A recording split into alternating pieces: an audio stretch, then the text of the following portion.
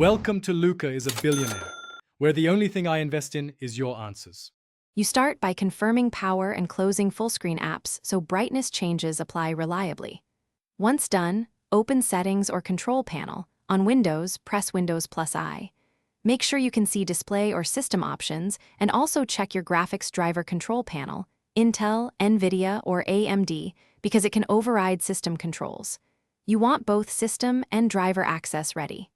Next, identify the brightness slider or adaptive brightness toggle so you can change levels precisely when we move to the next step. You now change the main slider. Drag the brightness control to the desired percentage or use keyboard brightness keys for small increments. If your screen keeps changing, disable adaptive or automatic brightness in sensors or power settings because it fights manual adjustments.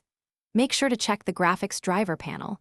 There you can adjust gamma, contrast, and backlight control for finer results.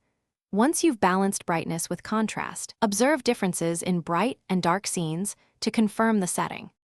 You finish by saving settings and testing with videos, documents, and dark mode apps to ensure consistency across scenarios.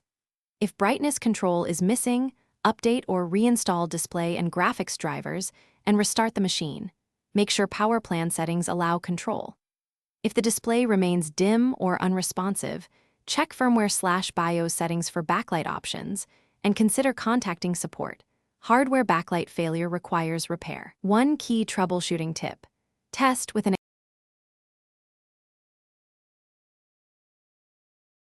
Thanks for watching and please subscribe. It's the best investment you'll ever make.